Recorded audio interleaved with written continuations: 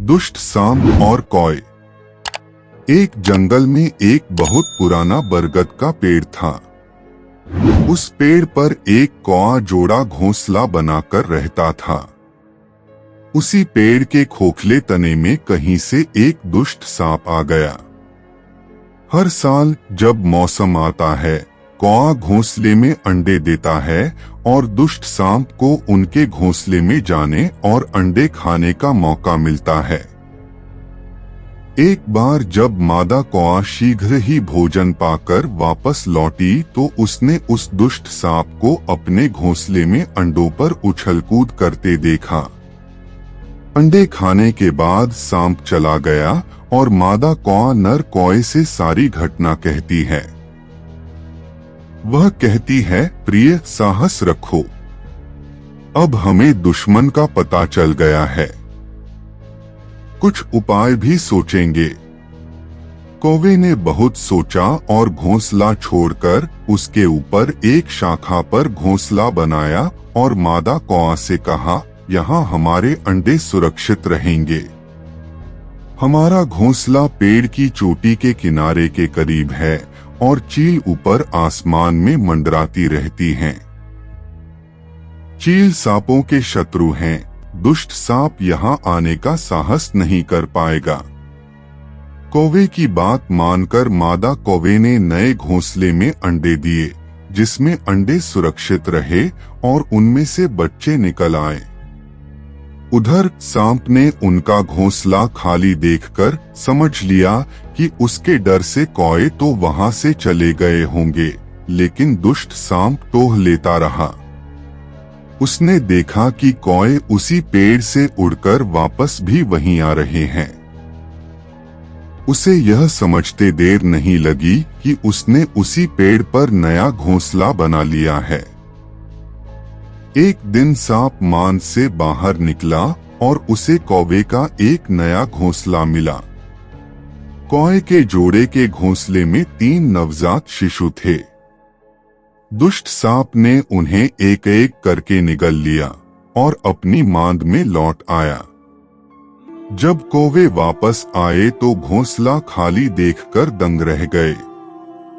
घोंसलों में बिखराव और युवा कौवों के बिखरे हुए पंख देखकर वह सारा दृश्य समझ गए।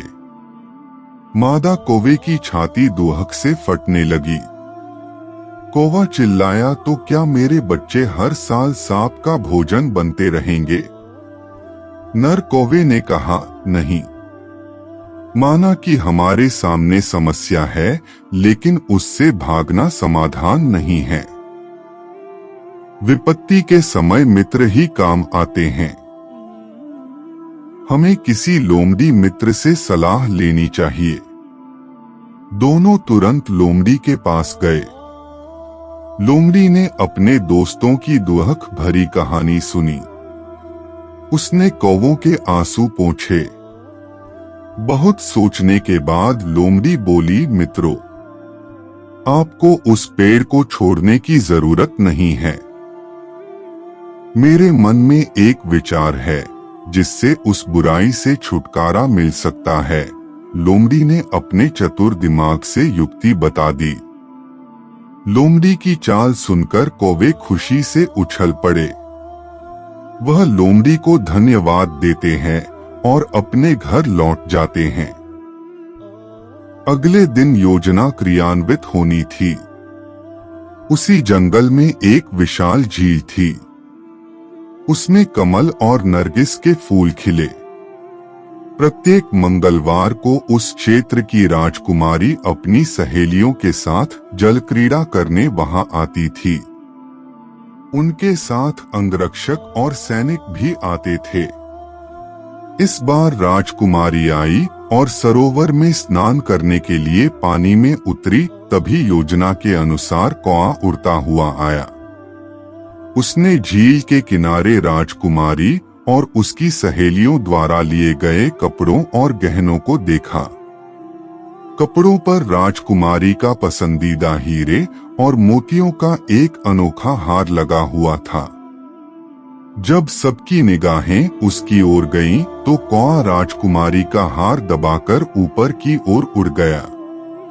सभी सहेलियां चिल्लाती हैं, देखो देखो, वह राजकुमारी का हार ले जा रहा है।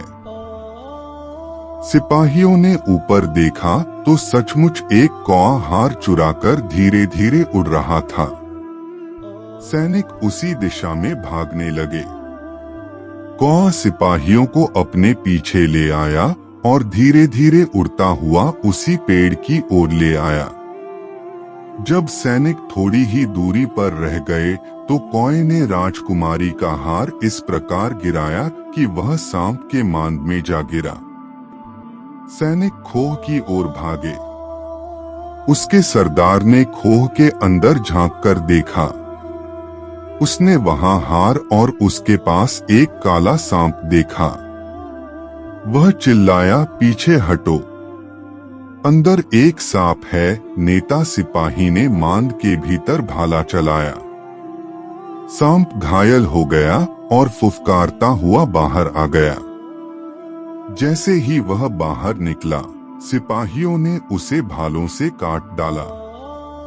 सीख, बुद्धि का प्रयोग करके हम बड़ी से बड़ी शक्ति और शत्रु को परास्त कर सकते हैं।